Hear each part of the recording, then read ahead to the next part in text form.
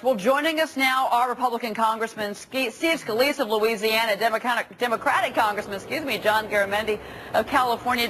Congressman Garamendi, I want to start with you here just for a moment, because you're on armed services right now. That's where you're sitting, that committee.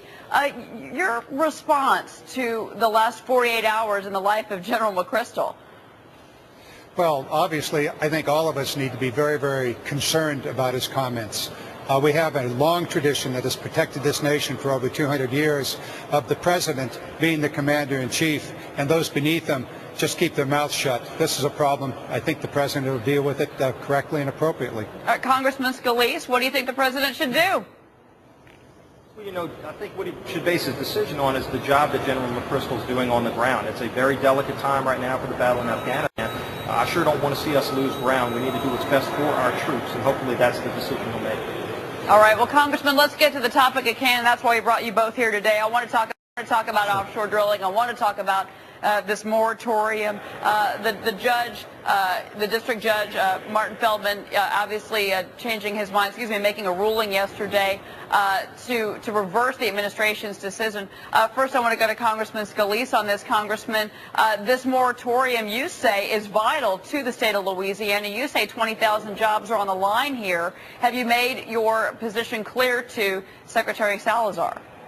Yes, in fact, I met with Secretary Salazar last week with some other members, and we emphasized the fact that not only is his ban that he put in place detrimental for our economy in terms of over 40,000 jobs in Louisiana alone, but based on the recommendations by his own scientists, a panel that the Secretary and the President put together themselves that made a report a few weeks ago.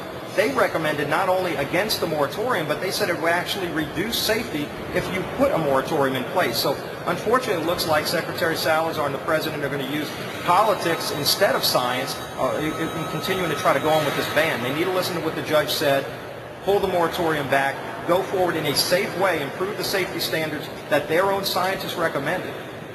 All right, Congressman Garamendi, when you got in there, you're new to Washington from the state of California, but your first bill that you authored, of course, was to stop offshore drilling. Now, on the West Coast, off of your state. Right. But Congressman Scalise is saying, look, this is 20,000 jobs on the line. It is the economy, not just of the Gulf Coast, but we're talking about U.S. oil production that could be stopped. Your response to his belief that this moratorium needs to be lifted and disappear? Well, a moratorium is absolutely essential. In 2008, 2 Air Force T-38 jet trainers went down within 8 days. The Air Force did a stand down. They shut down every one of those until they found out what was going on. That's what this moratorium is all about. Why did this blowout occur? What are the issues involved? We don't need another one of these. We're talking about some very, very risky drilling in very deep water. There ought to be a moratorium until new procedures are put in place, the best technology is guaranteed, and we have a review process by the federal government that actually works. And then go ahead and go forward. With regard to the West Coast, we don't need to access oil off the west coast of the United States in any new leases. We're talking about very, very dangerous waters, high winds, high surf, earthquakes, all kinds of problems. So my bill would simply say no new leases in federal waters off the west coast. In addition to that, in the area within the 3-mile zone in California, there are a couple billion barrels of oil that are available. You can access those from the land. You don't need to be in the ocean to access that water. But Congressman Garamendi, I mean, yes. Everyone agrees that this has been a horrific disaster. At the same time, this country runs on oil. And the argument here for offshore drilling, deep water drilling in particular, is this takes this country away from dependence on foreign oil. Whether it's off the Gulf, whether it's the West Coast, whether it's Alaska, you have to admit that we all drive vehicles that run on gasoline and oil. Well, you're absolutely correct about that, but you're absolutely wrong about the moratorium. If there were new leases, federal leases off the West Coast, it would be a minimum of a decade before any oil would ever be available. We need to move away from oil. It's a finite resource. It's going to get more expensive.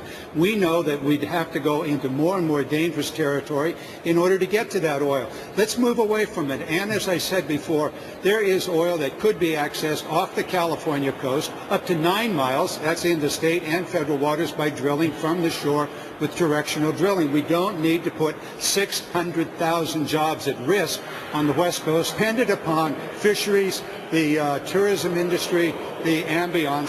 of the coastal But environment. You couldn't be more wrong. Congressman, nobody is saying, Congressman Garamendi, that we're putting jobs at risk on the West Coast. I mean, look, this is a horrific disaster. Obviously, safety needs to be addressed. Regulations need to be reviewed. The disaster plans, the response plans of all of the companies came under a very public view, and they were a disaster. We all understand that. But at the same time, this industry, the jobs in this industry, whether it's on the West Coast or the Gulf, are crucial to the economy. And you've got unemployment close to 10%, Congressman.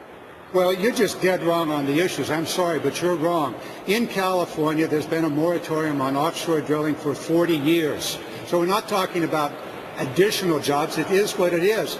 If you want to address that oil off the California coast, go at it from the land, not from the ocean. Similarly, there's been a moratorium on the West Coast for drilling for more than 20 years. What we would do with this bill is to make that a permanent ban on new leases off the West Coast. That's what it is. And finally, this nation is addicted to oil. Like a bunch of junkies, we have got to break the habit. We've got to go to new energy sources. You talk about cars, those could be plug-in hybrids.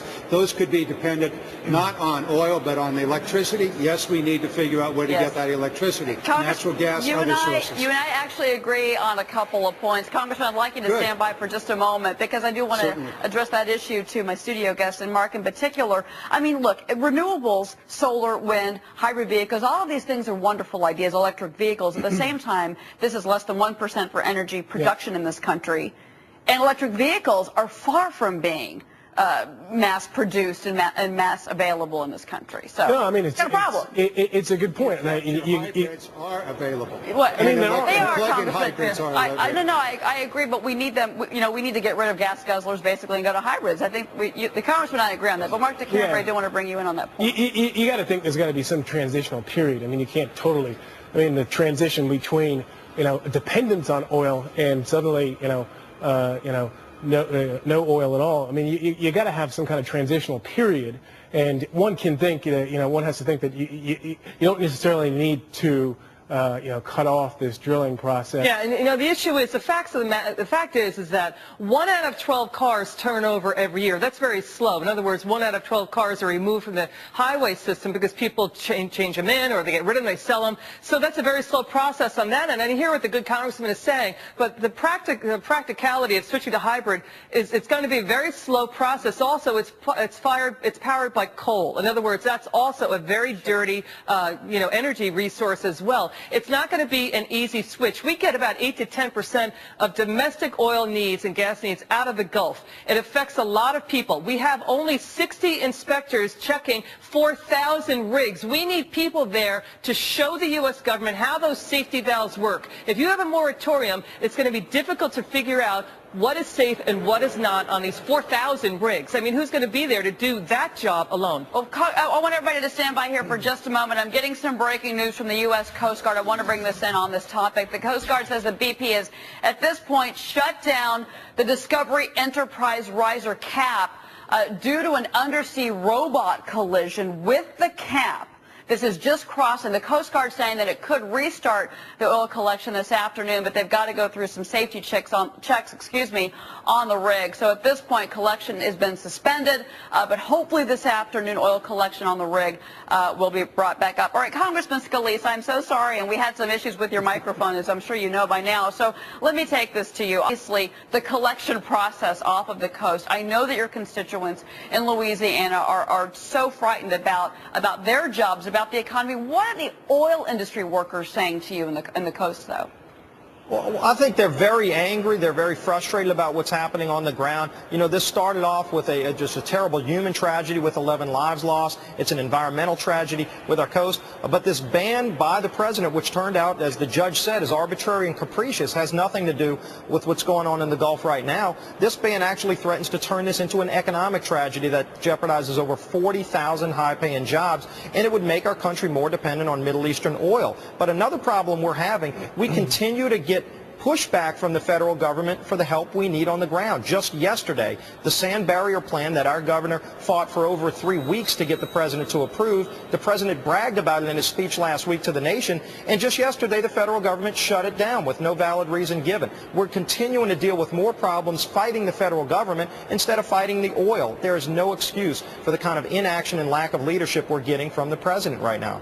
All right, Congressman Garamendi and Congressman Scalise, and again, our apologies for your audio issues, Congressman Scalise. Thanks to both of you for being on Fox Business, and this topic certainly will continue.